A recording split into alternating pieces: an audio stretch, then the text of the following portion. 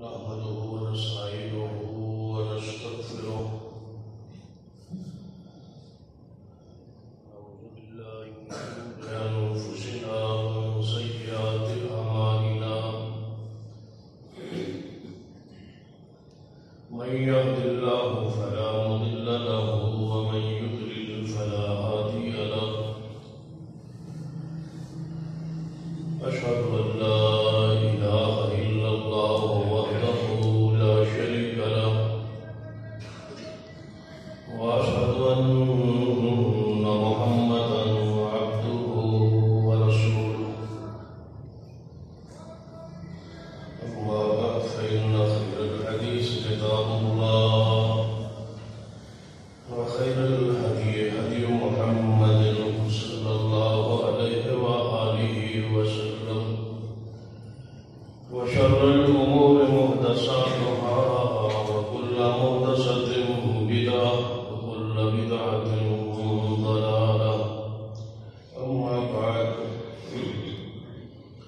فأعوذ بالله السميع العليم من الشيطان الرجيم من همزه ونفخه ونفسه بسم الله الرحمن الرحيم يا أيها الذين آمنوا كتب عليكم الصيام كما كتب على الذين من قبلكم لعلكم تتقون رب اشرح لي صدري ويسر لي أمري واحلل عقدة من لساني يفقهوا قولي رب زدني علما سبحان ربك رب العزة عما يصفون وسلام على المرسلين والحمد لله رب العالمين. حضرات، ماہ رمضان قریب آ چکا ہے.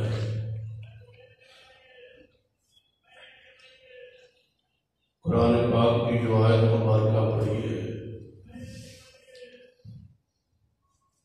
اس کے اندر اہل ایمان کو ہی خطاب ہے. یا ایھا الذین آمنوا. تو سیدنا عبداللہ بن مسعود رضی اللہ تعالی عنہ ارشاد فرماتے ہیں کہ یا ایھا الذین آمنوا کے الفاظ قرآن اس وقت کی آ جان مومن فوری متوجہ ہونا چاہیے، کیونکہ اس کتاب کے بعد یا اللہ تبارک و تعالیٰ کسی اہم ترین چیز کا حکم دیں گے یا کسی انتہائی نقصان دہ چیز تو اپنے بندے کو منع فرما. یا ایھا الذین آمنوا، اے ایمان والو. تو مومن کو متوجہ ہونا چاہیے، کان رکھنا چاہیے، غور کرنا چاہیے کہ آگے حکم کیا ہے. فرمایا کتب علیکم الصیام. اے ایمانداروں، تم پہ روزے فرض کیے.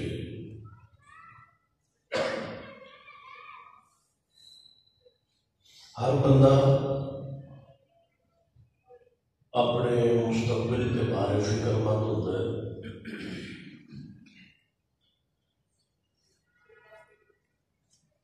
کہ میرا ہر آنے والا دن اچھا گزرے، مستقبل بہتر ہو جائے، اولاد نہیں اپنے لیے. یعنی دنیاوی زندگی ہر بندہ یہ چاہتا ہے کہ اس کا مستقبل بہتر ہو. اسی طرح مومن ہمیشہ آخرت کو اپنی دنیاوی زندگی سے ترجیح دیتا ہے. اس کی ہر وقت یہ فکر رہتی ہے کہ میری آخرت بہتر ہو. یا ایھا الذین آمنوا اتقوا اللہ وَلْتَنظُرْ نَفْسٌ مَا قَدَّمَتْ لِغَدٍ. اے ایماندارو، اللہ سے ڈرو اور دیکھو کہ تمہاری اس جان نے، اس وجود نے کل نہیں آگے کی وجہ. جس طرح سوچتے ہو نا کہ اپنے لیے اولاد نہیں، اگر میں دنیا تو چلا جائے گا، اولاد نہیں، دکان ہے، مال ہے، کاروبار ہے، کوٹھی ہے، مکان ہے، گاڑی ہے. اسی طرح اللہ فرماتا ہے کہ اپنے لیے سوچو کہ تم اپنے لیے آگے کیا بھیجے. اللہ کو ڈرو اور دیکھو، غور کرو کہ تم اپنے لیے آگے کل کی بھیجے.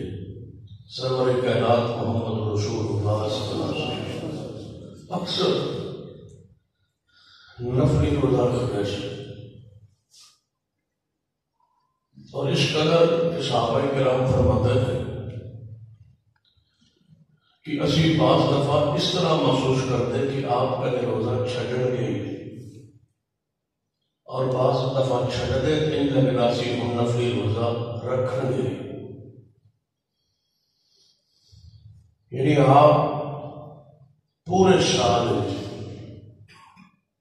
روزے رکھتے رہتے ہیں، جو سارے یہاں زیادہ زوال نہیں یا اس کے بارے غور اور فکر نہیں. ماہ رمضان کے روزے کی ذہن چاہتا ہے کہ آن کے رکھا.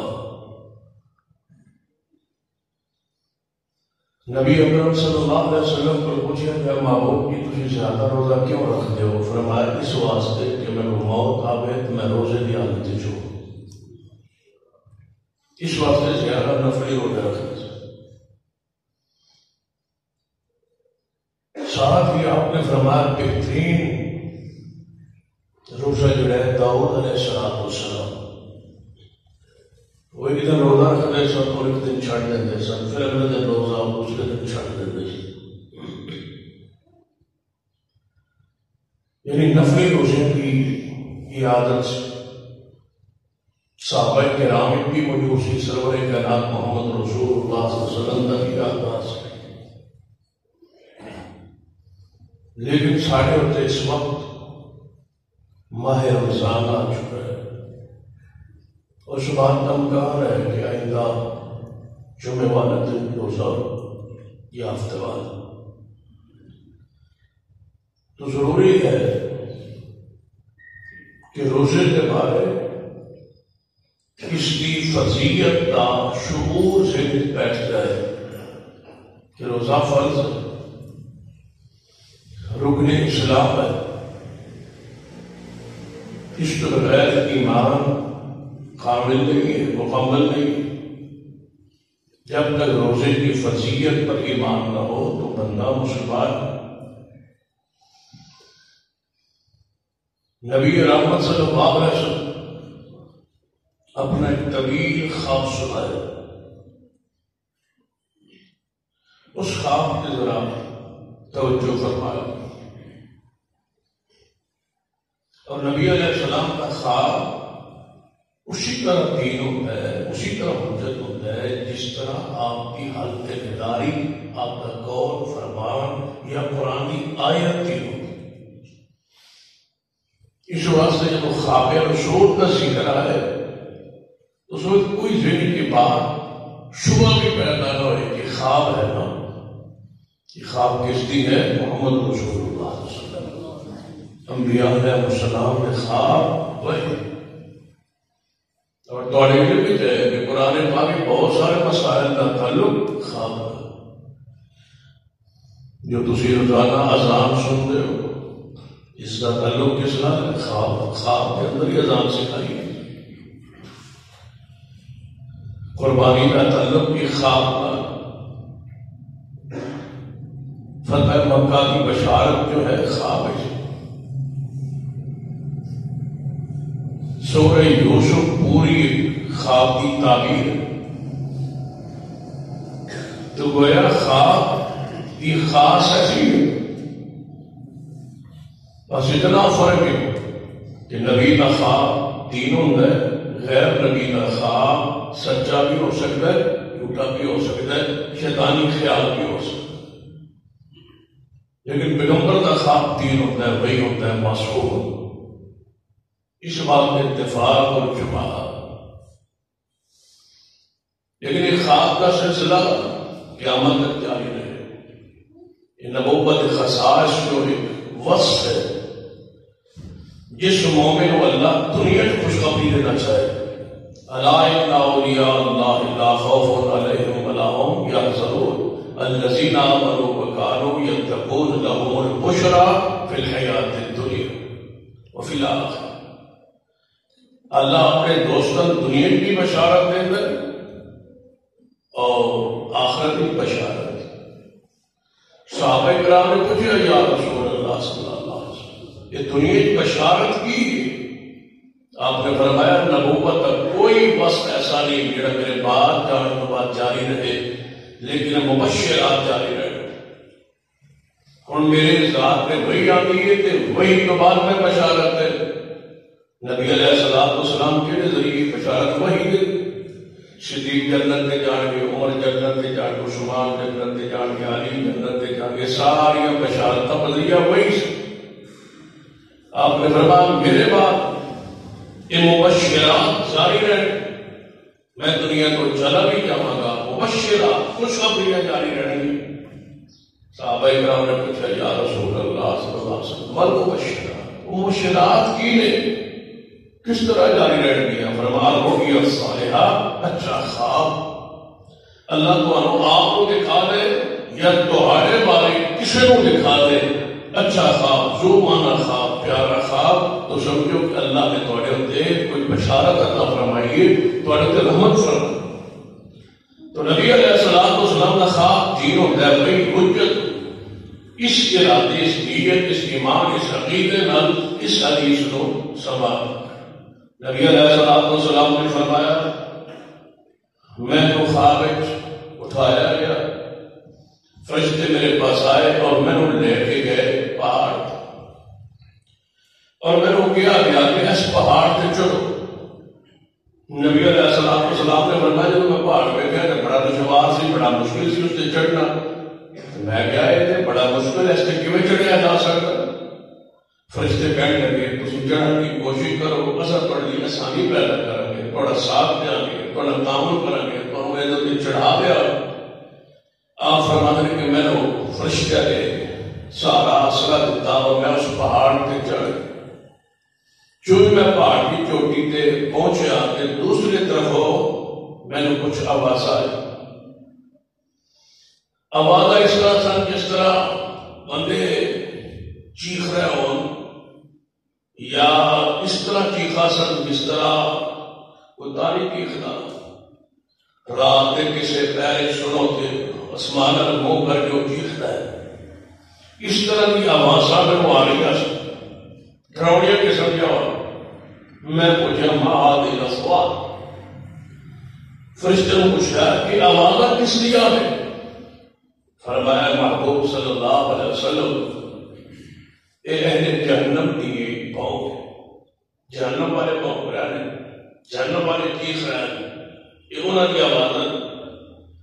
فرمایا میں انہوں نے بیٹھنا چاہتا ہوں۔ فرمایا میں اکیلے جایا گیا تو میں کی ویلا کچھ بندر جنہوں نے پیروں چوں پھڑ کے پنڈلیاں چوں بن کے الٹا لٹکایا، جبڑے انہوں نے چیرے ہوئے، وہ جو خون نکلے لتا ہوتا نے سر کھائے اور خون جاری منہ جو جبڑے۔ میں پوچھا فرشتہ تو یہ کون لوگ ہیں؟ صدا میں بیٹھ رہی جی میں ہو رہی چیخ و پکار بھی بیٹھ رہی، قصور کی ہے نا، جرم کی ہے نا۔ فرمایا محبوب کی یہ روزہ وقت تو پہلے کھولنے سے افطاری کا جب وقت قریب ہوتا تھی ہمیں فیشن کے طور پر روزہ رکھ لیتے تھے، مثال کرنے کا روزہ پھر دن کو کھول دیتے ہیں سر، یہ اس کی سزا کی جا رہی۔ اس حدیث کی شرح محدثین اکرام نے لکھا ہے کہ وقت تو پہلے کھولنے کی ہے سزا ہے، جڑا رکھتے ہی نہیں کوئی سزا دا بنا جی استعداد کی ہے، طاقت کی ہے، صحت کی ہے، موجود بھی ہے، مسافر بھی نہیں، کوئی شریع حاصل لاحق نہیں، کوئی شریع قدر نہیں، اس سے بغیر ہوتا نہیں رکھتا۔ دسو کی سزا کتنی سخت ہوئے گی، یہ تے انہوں کی سزا، یعنی نہ رکھنے والا اس کو بڑا مجرم کہ ایمان کی اکثریت روزے رکھ رہی اور روزے میں کھا پی رہے، روزے کی حرمت کو پامال کر رہے، یہ سزا کتنی سخت ہوئے گی جنہوں نے کی سزا تو آپ چھوڑ لے۔ اگر انسان ماہ رمضان کا روزہ چھوڑ دے پھر ساری زندگی کوشش کرے کہ میں روزہ رکھ کے اس ثواب کو پا لوں، اس ثواب کو نہیں پا سکتا، اس اجر کو نہیں پایا جا سکے گا جو ماہ رمضان کے لمحات فمن شہد منکم الشہر فلیصم، جڑا اس ماہ موجود ہوئے، زندہ ہوئے، صحت مند ہوئے، اس کے نازل ہے فلیصم، کیوں روزہ رکھے، روزہ اس سے ضروری ایک روزے کے ساتھ ذہن بٹھا لو، اس کی قدر اس طرح کرنی، اس طرح قدر کرنا، اس کی حدود کو پہچان، اس کی شرائط۔ بہت سارے لوگ ایسے جو روزہ رکھتا ہے، رکھنے کے بعد اس کی اہمیت یا اس کے تقاضے اور سارا دل پورا نہیں، وہ بڑے خطرناک قسم کے لوگ نے کہ بھوک اور پیاس برداشت کر کے بھی ثواب تو معلوم اصل ہے وہ بندہ مصلوب ہوتا ہے، ایک تو بندہ روزہ رکھتا ہی ایک رکھتا بھی، نبی علیہ السلام سوائے بھوک دے سوائے پیاس دے شام کو دے بلے کچھ نہیں پڑتا۔ ساڑھے اکثریت روزے دار بھی ہے کافی، پہلی کیفیت یہ ہے کہ روزہ جنہیں رکھتے ہیں ان کی حالت کیفیت تو سن، دوسرے لوگ جنہیں روزہ رکھتے ہیں لیکن روزے کی قدر، روزے کی حدود، روزے کی قیود، روزے کی شرائط، روزے کی فضیلت نو اجر نو دگنا کرنے والے اعمال، روزے کی قبولیت کی شرائط وہ کوئی نہیں ہوئی، سوائے بھوک پیاس سے شام دن پلے کب بھی نہیں کرتا۔ اس لیے ضرور کہ سرور کائنات محمد رسول اللہ صلی اللہ علیہ وسلم کی سیرت نو اس حوالے میں پڑھی کہ آپ روزے کی حالت سارے دن اعمال کی کرتے سر، ان اعمال کے غور کیجیے تاکہ ان اعمال میں ثواب پڑے، اجر پڑے، لذت پڑے، حلاوت پڑے، ثواب دگنا ہو جائے۔ تو نبی رحمت صلی اللہ علیہ وسلم سب کو زیادہ روزے کی حالت یا ماہ رمضان ہے جیڑا اچھا عمل کرتا ہے سن وہ ہے صرف قرآن کی تلاوت، اس تو بہترین عمل ماہ رمضان ہے اور کوئی بھی نہیں ہو سکتا۔ سب تو افضل ترین عمل روزے رکھنے تو بعد دنوں میں یا ماہ رمضان دیا راتوں کثرت نال قرآن کی تلاوت، کیونکہ ماہ رمضان اور قرآن کا اپنے خاص جوڑ شہر رمضان الذی انزل فیہ القرآن انا انزلناہ فی لیلۃ مبارکۃ انا کنا منذرین انا انزلناہ فی لیلۃ القدر وما ادراک ما لیلۃ القدر۔ ماہ رمضان اور قرآن میں خاص جوڑ ہے اسلامی دین، اصول سرور کائنات محمد رسول اللہ صلی اللہ علیہ وسلم نے فرمایا جوڑ صرف دنیا کے نہیں قیامت کو بھی قائم رہے گا۔ آپ نے فرمایا الصیام والقرآن، روزے اور قرآن قیامت والے فرمایا شفاعً للعبد یوم القیامہ، آپ فرماتے ہیں قیامت والے دن بندے کے بارے قرآن بھی سفارش کرے گا، روزہ بھی سفارش کرے گا، روزہ سفارش کرے گا۔ روزہ اور بندہ سوچتے ہیں روزے کی شکل ہی کوئی، صورت ہی کوئی، وجود ہی کوئی، کہ روزہ پھر کیوں قیامت کو آئے گا؟ نظر نہیں آتا نہیں، روزہ رکھے ہوتا ہے یہ تو نظر نہیں آتا، کرونا وائرس کیڑا نظر آتا ہے لیکن منیا نا یہ ہے بے ساری دنیا نے تسلیم کیا ہے نا کہ نظر نہیں آتا سانو لیکن ہے بے تکلیف دیتا ہے، دکھ دیتا ہے۔ تو یہ اس نے ایمان ہے محمد رسول اللہ علیہ زبان پہ کون شادی نہیں نہ رہنا چاہیے کہ اللہ تبارک و تعالیٰ جس عمل جس طرح چاہے وجود بخشے، فرمایا قیامت روزہ بھی سفارش کرے گا اور قرآن بھی سفارش کرے گا۔ اور سفارشی سفارش میں حق کس نے عطا کیتا ہے؟ روزے اور قرآن اللہ، اور جب اللہ خود صفی بنائے سفارش کرنے اختیار دے جس نے سفارش قبول کرنی ہے وہی سفارش اختیار کرے. کیوں ہو سکتا ہے کہ پھر سفارش قبول نہ کرے؟ اور پھر قرآن کی سفارش یہ تو مخلوق ہی نہیں، یہ تو اللہ کی صفت ہے، اللہ کا کلام ہے. جب اللہ کا کلام خود سفارشی ہو جائے، کلام اللہ سفارشی ہو جائے، اللہ کی عادت پڑے ہوئے وہ سبا الفاظ جو ہے وہ سفارشی بن جائے، اللہ کا کلام اللہ کی صفت خود سفارشی بنے اور بولے. نبی علیہ السلام دونوں سفارش کریں گے، اور کس طرح سفارش کریں گے؟ فرمایا روزہ بولے گا کہ یا اللہ میں اس بندے کو سارا دن کو پیاس رکھیا، اس بندے کی شہوت، اس بندے کھانا پینا سارا دن چھڑوائے، یا اللہ یہ سب کا حق ہے کہ جنت دے جائے. دن کی گواہی کون دے گا؟ روزہ. اور رات کی گواہی کون دے گا؟ قرآن. صاحب قرآن بول اٹھے گا یا اللہ ساری رات یہ جاگتا رہے، میری تلاوت کرتا رہے، میرے نال دوستی، میرے نال تعلق، میری میت، میرا ساتھ، ہر ویلے میرے ساتھ ساتھ، میرے ساتھ ساتھ، یہ میرا ساتھی، یہ میرا ساتھی مجھے پڑھتا رہا، رات نیند سے جانتا رہا، قرآن سنتا رہا. ساری کیفیت ہوتی ہے نماز تراویح. ہن پوری دنیا کو بڑی فکر لگی نماز تراویح ہونی چاہیے. کرونا کی وبا اپنی جگہ لیکن تراویح ہونی چاہیے. تراویح میں ہر بندہ تڑپ رہے جنہیں تڑپنا لی پھر کیفیت بیٹھا جب پہلی رات مسجد بھری ہوئے گی، پھر جو رمضان گزر اللہ جائے گا عمر میں مسئلہ خالی ہو جائے گا. ہوں تڑپ خواہشات ہے، ایک اجازت دیا تک مل جائے تو پھر کیفیت بیٹھا.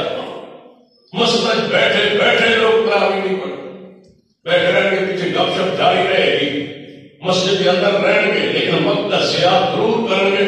نماز نہ جماعت میں شامل، کچھ رکوع کے وقت شامل ہوں گے تاکہ قرآن نہ سننا، زیادہ کھڑا نہ ہونا.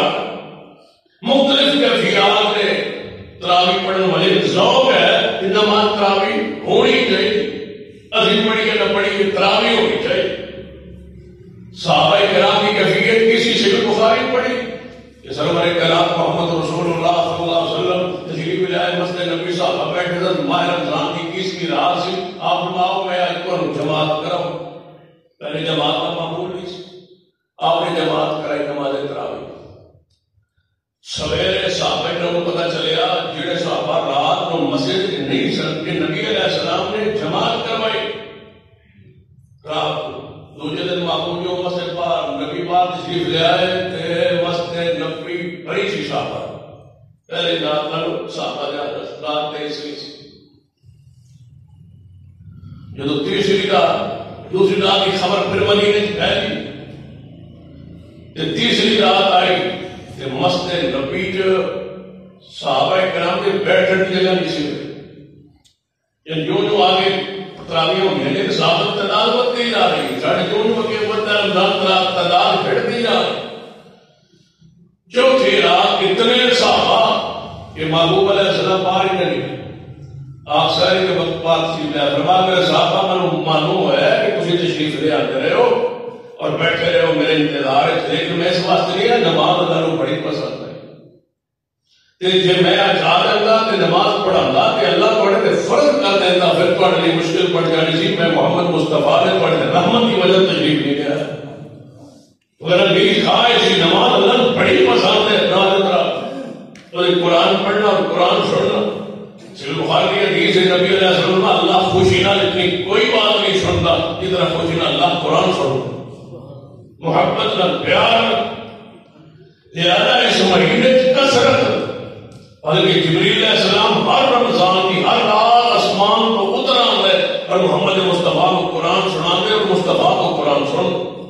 جو حافظ کے سامنے دور نہیں کرتے ماہ رمضان، یہ محمد مصطفیٰ کے جبریل دور فرماتے ہیں. ماہ رمضان کی رات جبریل کو کافی قرآن پڑھ نبی علیہ السلام اقرأ القرآن، قرآن پڑھو تلاوت کرو فإنه یأتی یوم القیامہ. فرمایا قیامت والے دن شفیعا لاصحابہ قرآن آئے گا اپنے دوستوں کی سفارش.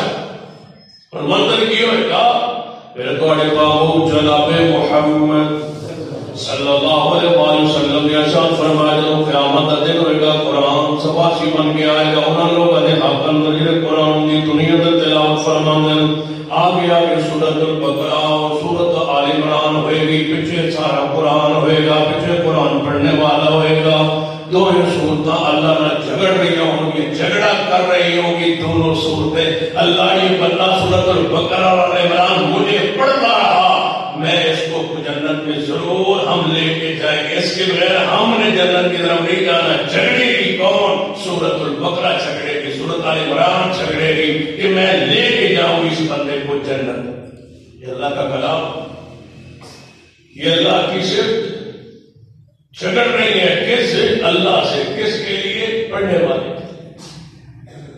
میرے اور آپ کے لیے یہ دو صورتیں جھگڑا کر رہی کثرت کے ساتھ قرآن پاک کو اس ماہ میں پڑھ اور نصیب ہے وہ شخص جو اس ماہ میں قرآن مکمل نہ کر سکے یہ جو حدیث ہے نا کہ 3 دن سے پہلے قرآن کو مکمل نہ کرو اس حدیث کا یہ معنی مفہوم ہی نہیں ہے جو عوام میں بیان کیا گیا ہے لوگوں نے یہ سمجھا 3 دن سے پہلے قرآن مکمل نہیں پڑھا جا سکتا یہ بات غلط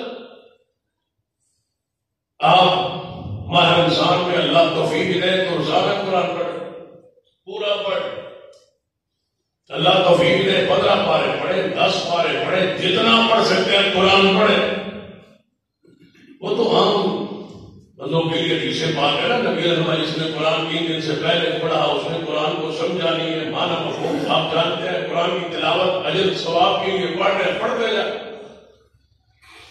پابندی نہیں رسول اللہ صلی اللہ علیہ وسلم نے 3 دن سے پہلے ختم کرنا منع ہے روکنا منع رسول اللہ نے منع کیا نہیں جتنا چاہے قرآن پڑھے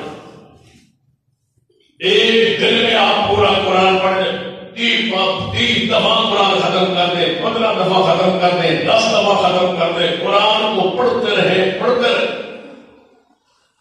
بلکہ محدثین کرام نے کہا کہ ایسی عبادت ہے جس جیسی کوئی اور عبادت ہوئی نہیں کیوں وجہ قرآن پڑھے گا نا زبان لڑکی پڑھ رہے قرآن کان کی کر رہے قرآن اپنا پڑھے ہوا سن رہے آنکھ قرآن دیکھ رہے دل و دماغ قرآن سوچ رہا ہے پورا وجود انسان کا عبادت میں لگا ہو کوئی اور خیال نہ غیبت نہ چغلی نہ کینہ نہ حسد نہ فکر کوئی چیز کی فکر نہیں ہے بندہ مستغرق ہے قرآن کی تلاوت میں اس لیے محدثین یہ بھی لکھا ہے کہ قرآن یاد بھی ہوئے نا حافظ بھی ہوئے قاری بھی ہوئے پھر بھی بہتر یہ ہے قرآن دیکھ کے پڑھے قرآن سامنے رکھ لے مصحف سامنے رکھ لے اس کو دیکھ کے پڑھے کہ پڑھن کی ثواب الگ ہوئے گا قرآن کی زیارت کا ثواب الگ زیارت کرتا رہے دیدار کرتا رہے قرآن پر نظر رہے فتنوں سے نظر محفوظ رہے ادھر ادھر دیکھنے کے بجائے قرآن پڑھ رہا ہے دیکھ ادھر ادھر رہا ہے نہیں قرآن کے ساتھ اگر نظر بھی قرآن پر ہو تو اس پر سونے پر سہاگا کثرت کے ساتھ قرآن پاک کی تلاوت کی اور بندہ بادمان پڑھو ہے قرآن پڑھے گی اس بارے محمد رسول اللہ صلی اللہ علیہ وسلم کے حدیث سن لیجیے آپ نے جو صرف سورۃ الاخلاص پڑھ قل هو اللہ احد اللہ اس ایک دفعہ سورت پڑھنے کا اللہ اس بندے کو 10 پارے قرآن پڑھنے کا ثواب دے باری پڑھے 30 پارے پورا قرآن اور مقام مرتبہ کیا ہے سورت سیدنا معاویہ بن معاویہ رضی اللہ عنہ ابتداء امیر معاویہ یہ دوسرے ساتھی سیدنا معاویہ بن معاویہ رضی اللہ تعالی یہ فوت ہوئے نبی علیہ السلام جنازے کی تشریف لائے جو ہی جنازہ پڑھا گئے چالو پڑھ رہے سامنے جبریل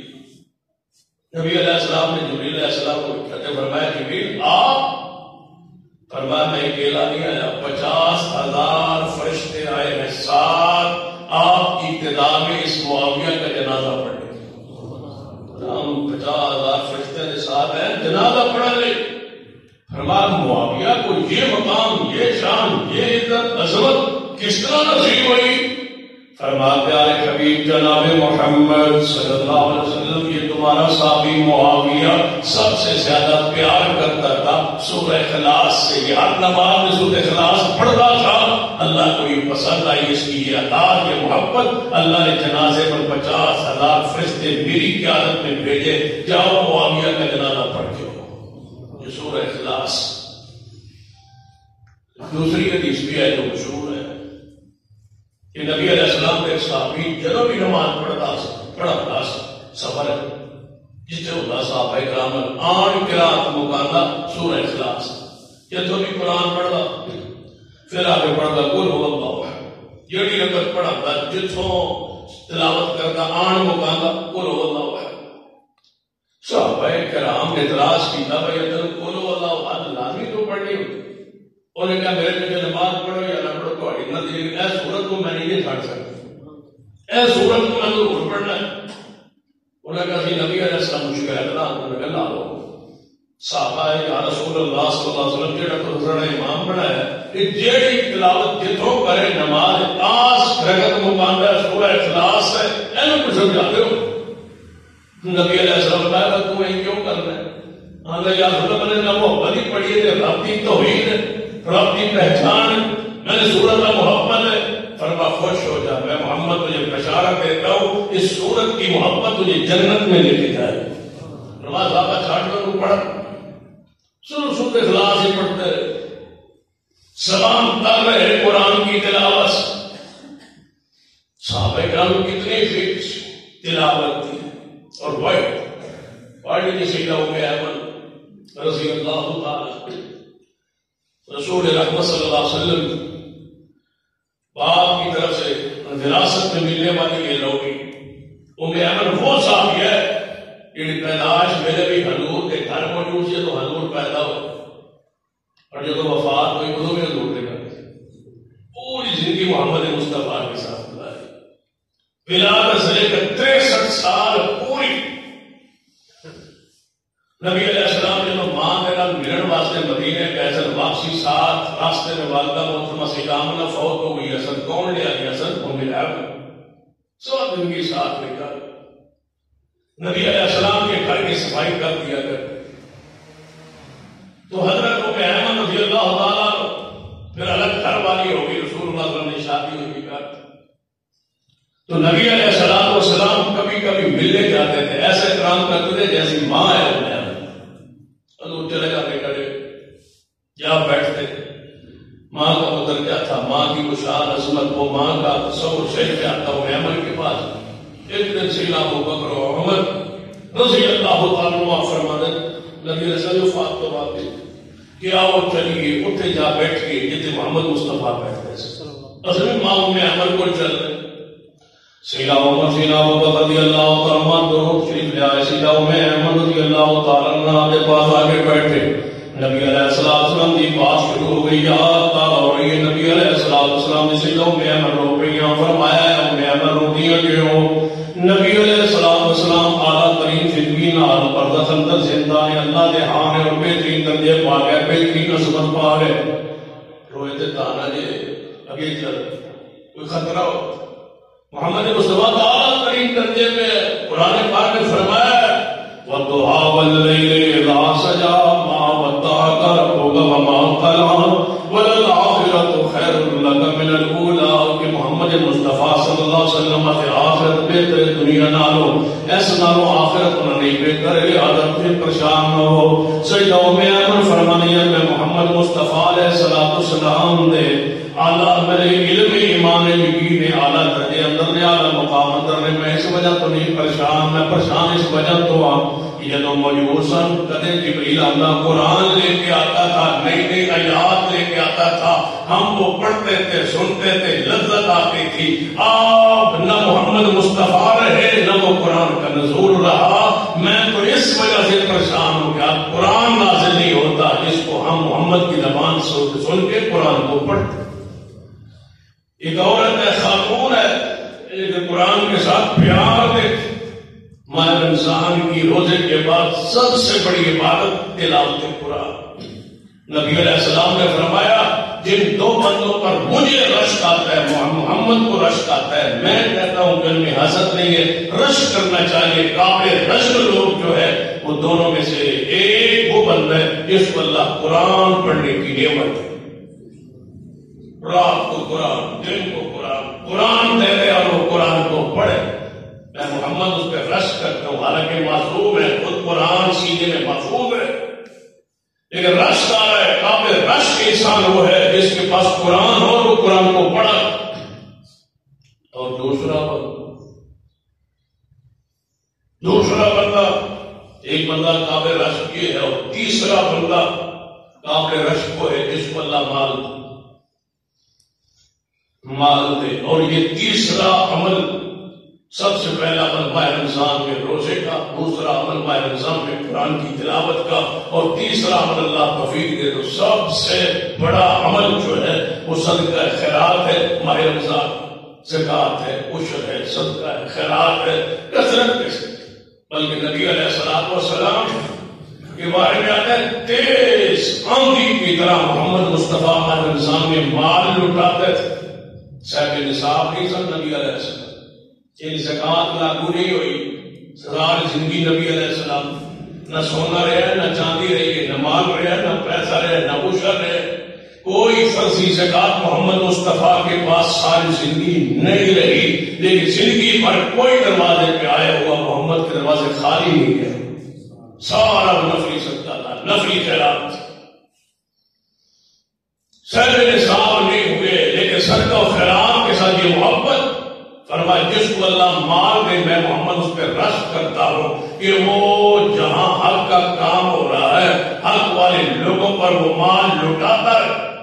حدیث بخاری میں فرمایا فصلتا ہو، وہ مال لٹائے، انڈیل دے، لاٹ دے مال ان لوگوں پر، انڈیل دے ان پر جو حق کے غلبے کے لیے کام کرتے رہتے ہیں، دین حق کو پھیلانے کے اوپر مال کو لٹا دے. میں محمد مصطفیٰ اس بندے کے رش کرتا ہے. دیکھ لو نبی علیہ السلام صرف سخی نہیں تھے بلکہ جود اجود. سخی اور جود کا ایک فرق شارحین نے، مفسرین نے بیان کیا ہے، وہ بڑا پیارا ہے. یہ بولا سخی، یہ بولا جواد، جود اجود، بہت زیادہ مال خرچ کرنے والا. سخی یہ نہیں مانا ہے یہ اللہ مال خرچ کرنے والا، لیکن ایک بڑی فرق ہے. سخی ہوتا ہے جڑا ویخ چاہ کے مال خرچ کرے، اپنا گھر، رشتہ دار، بچے، بیوی، کل کس طرح گزارا کریں گے، سارے معاملات پورے گھر کے ماحول میں کہ نا میری اپنی ضروریات کی، میرے اپنے اخراجات کے کرنے، میں آپ کو کی ضرورت اس ایک پاسے رکھ کے پھر مال خرچ کرے، یہ سخی ہے. اور جو کسی کی پرواہ کیے بغیر جو ہوگا بھی ہے سار بغیر دیکھے مال اللہ کی راہ میں خرچ کر دے، وہ جود ہے، وہ ہے محمد مصطفیٰ صلی اللہ علیہ وسلم. یہ اجود نہیں دیکھتے تھے کل کیا کھائیں گے، کہاں سے کھائیں گے. سیدہ کائنات کو پڑھ، ماہ رمضان آ رہا ہے. سیدہ عائشہ رضی اللہ تعالیٰ کا بیٹا، سیدہ عائشہ کا بیٹا جس کے نام پر آپ کو عبداللہ کہا جاتا ہے، عمرے میں اپنے بھانجے کے نام کنیت کہنے کے لیے رسول اللہ میرا بیٹا کو نہیں فرمایا تھوڑا بیٹا عبداللہ بن زبیر نہیں، تھوڑا خالد تھوڑی بہن کا بیٹا ہے اس کے نام پہ کنیت رکھ. یہ عبداللہ بن زبیر نے اپنی خالہ محترمہ ام المؤمنین سیدہ عائشہ کو افطاری کے لیے راشن میں پورے مہینے تک نبی علیہ السلام کی وفات کے بعد پہلے رمضان کانسی کے پیسے جو کہ آج آ گئے، پورے مہینے کا خرچہ سیدہ عائشہ کا گھر میں پہنچ گیا. پہلا رمضان سیدہ عائشہ 2 منٹ لگی آسان تک سارا تقسیم کر دیا، آیا ہوا تقسیم کر دیا. یہ کس سے سیکھا تھا؟ محمد مصطفیٰ. شام کا قریب ہو جاتے اپنی لوڈنگ کہنے لگی افطاری کا انتظام کرے. فرمایا کی بنا رہا ہے افطاری سے؟ فرمایا کوئی چیز نہیں ہے. فرمایا کچھ بھی نہیں. جڑا کل دی پوریاں آئیاں سن بڑے پانڈے نے بھیجیا سن وہ جو اینا کے رکھ لینیاں کہ آج افطاری پہلی سے کر لیتے. فرمایا وہ غریب آ گئے تھے، میں نے ان کو دے دیا ہے، اگر تو بدلا دیتی، یاد کرا دیتی تو میں رکھ لیتی.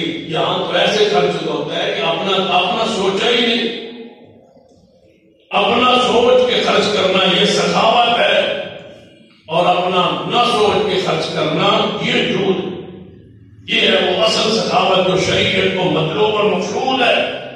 نبی الرحمن مقصرون الاخسرون، زیادہ مال والے گھاٹے میں نقصان میں رہیں گے، مگر وہی بچے گا الا من فعل هكذا او هكذا، وہی بچے گا جو ادھر سے اٹھائے اور اللہ کی راہ میں مال بانٹتا رہے، وہ بچ جائے گا، وغیرہ سارے لوگ پھنس جائیں گے اپنے مال کا حساب دینے۔ جو اللہ کی راہ میں چلا جائے گا اس کا حساب نہیں ہو۔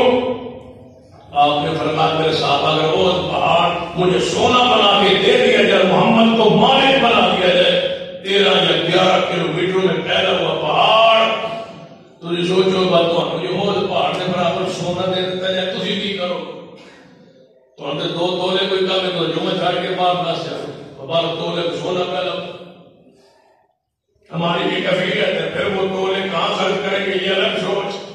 نبی اللہ نے وہ پہاڑ اگر میں محمد کو سونا بنا کے دے دیا جائے تو تیسرے دن کے سورج غروب ہونے سے پہلے محمد سارا سونا اللہ کی راہ میں خرچ کر دے، کچھ نہیں چھوڑے۔ یہ ہے وہ 3 بنیادی کام جو ماہ رمضان میں کرنے کی آپ نیت کہ ہم انشاءاللہ ماہ رمضان کے روزے رکھیں اور ہم انشاءاللہ قرآن پاک کی کثرت کے ساتھ تلاوت کریں گے اور قاری صاحب سے قرآن کو سنیں، اور دل سے نیت یہ ہو کہ ہم اللہ کی راہ میں اپنی طاقت سے پڑھ کے صدقہ و خیرات کریں گے۔